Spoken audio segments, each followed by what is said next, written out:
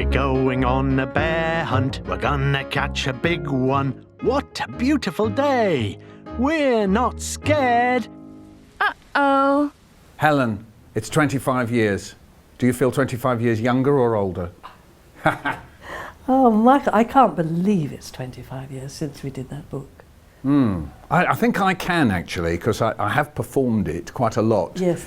I think probably if we said that I performed it about 100 times a year in the 25 years, that means I've performed it 2,500 times. I got it from a variety of places because I've always got my ear open for these rhymes that children do or teachers do, thinking, oh, I could add that to my show, not necessarily thinking of a book. And David Lloyd, I believe we're sitting in his office even now, I can feel his presence. He saw me. He saw me doing it. He came up to me afterwards and said, I really like that, especially that bear hunt thing. And I was a bit disappointed actually, because I thought he was going to say, your poems are just terrific, but he didn't. He said, the bear hunt. I went, oh good, yeah, glad you like that then, David, yeah, terrific. And he said, yeah, I think it would make a book. And I said, good. And he said, well, I'd like you to write it down. I said, no, you write it down, because it belongs to the folk, whoever the folk are, it belongs to them. And he said, no, I want you to write it down. We're going on a bear hunt, we're going to catch a big one.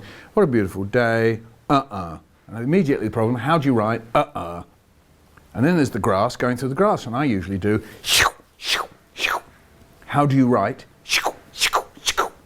So I sort of realised that David asking me to do it was actually a cunning plan to make me find words for these noises I make. You know, when you go through the mud, I go difficult. So I did that, gave it to him, and then, now you'd know about this, back came a little letter saying it's not long enough. So I had to think of some other scenes, and thus came the forest and the snowstorm. We can't go over it. We can't go under it. Oh no!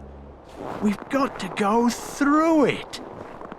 Ooh, woo, ooh, woo, ooh.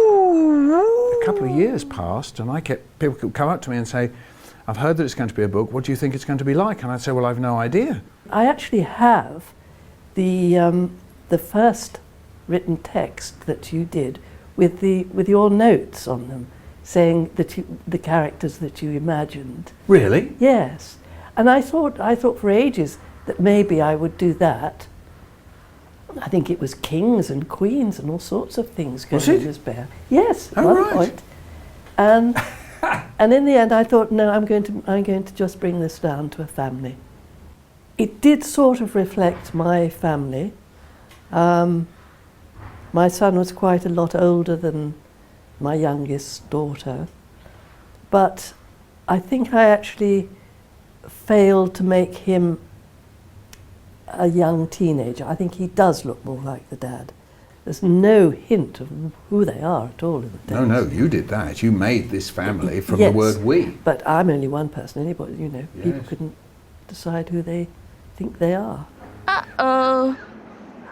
A forest. A big, dark forest.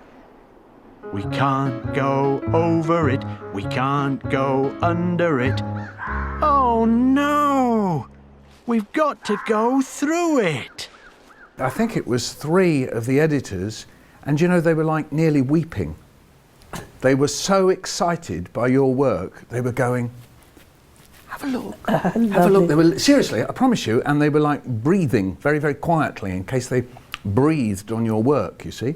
And they peeled back the first picture, and I looked at it, and I'm going to confess here, Helen, I thought, what's that? There's a baby and a dog, and they're all running about, and there's trees. And I couldn't read it other than thinking it was an Impressionist painting. And they said, what do you think? And I just went,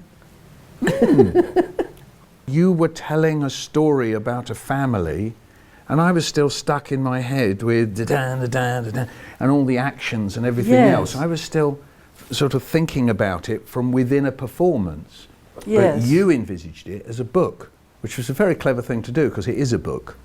You've made it a set of dangerous things for this very ordinary family. Yes. And very ordinary families tend not to have quite this amount of danger. I mean, even this thing, I mean, in its own way, is quite terrifying. I mean, this girl is up to her chest here. Yes, yes. And you just think, why are you doing it? Stop it now.